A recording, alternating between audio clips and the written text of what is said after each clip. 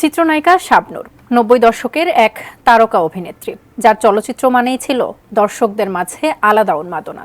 কিন্তু দীর্ঘ সময় ধরে দর্শক নন্দিত এই নায়িকাকে আর নতুন কোনো সিনেমায় দেখা যায় না।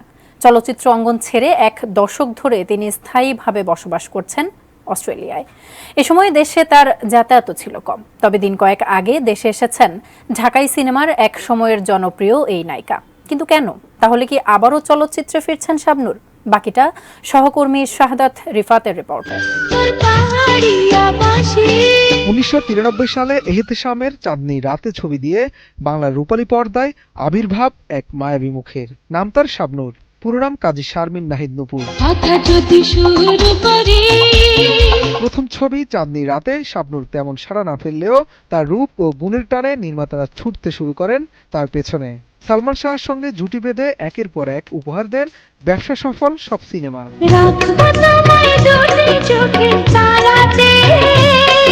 এরপর রিয়াজ, ফেরদৌস, মান্না ও শাকিল খানের মতো নায়কদের সাথেও জুটি বেঁধে ব্যবসা সফল সিনেমা উপহার দিয়েছেন শাবনূর।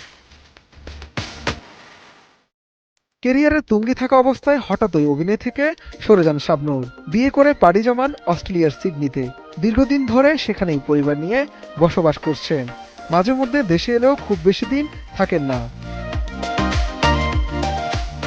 তবে এখনও এই নায়িকার হৃদয়স্পর্শী হাসিটা খুঁজে ফেরেন দর্শক। তাদের চোখে শাবনূর চিরসবুজ।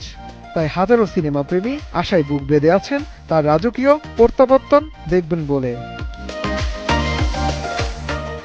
১৭ ডিসেম্বর ছিল এই নায়িকার জন্মদিন। এর মধ্য দিয়ে জীবনের আরেকটি বসন্ত পার করলেন শাবনূর।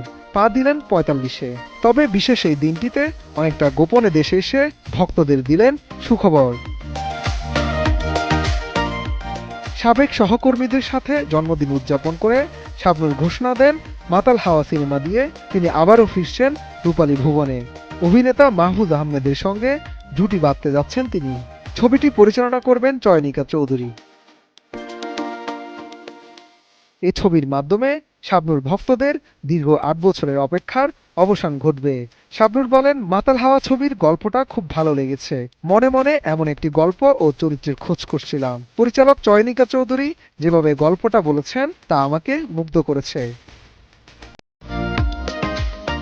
চরিত্র ও গল্পটা দারুণ পছন্দ হয়েছে দাবি করে শাবনূর বলেন, অভিনয়ের প্রস্তাব তো প্রায়ই পাই, কিন্তু সব গল্প কিংবা চরিত্রকে তো হ্যাঁ বলা যায় না। অনেকদিন অভিনয় করিনি এসব ভেবে। গল্প চরিত্র পছন্দ হলে অন্য বিষয়গুলো মেলে না। আবার পরিচালক প্রযোজক ঠিকঠাক হলে গল্পে ভরসা পাই না। তবে এবার মনে হচ্ছে সবকিছু ঠিকঠাক আছে। শুটিংয়ের বিষয়ে তিনি বলেন, তাড়াহুড়া করে কাজটা মোটেও করতে চাই না। মাতাল হাওয়ার গল্প ও চরিত্র ভালো লেগেছে। চিত্রনাট্যও মুগ্ধ করেছে। এখন চেষ্টা থাকবে নিজেকে চরিত্রের উপযোগী করে তোলা। আমি যেহেতু মানসিকভাবে প্রস্তুত, তাই এখন পর্দায় আসতে চাই। এর আগে ২০১৮ সালে সবশেষ পাগল মানুষ চলচ্চিত্রে দেখা গিয়েছিল শাবনূরকে। তার দীর্ঘ কেরিয়ারে মুক্তিপ্রাপ্ত সিনেমা ১৫৮টি। জাতীয় চলচ্চিত্র পুরস্কারের পাশাপাশি তিনি ৬বার বাচসাস পুরস্কার পেয়েছেন। ১৯৯৯ থেকে ২০০৩ পর্যন্ত টানা ৫বার শ্রেষ্ঠ অভিনেত্রী বিভাগে মেরিল প্রথম আলো পুরস্কারও জিতেছেন এই নায়িকা। সাথী তুমি আমার জীবনে। শাহাদাত রিফাত, এটিএন নিউজ, ঢাকা।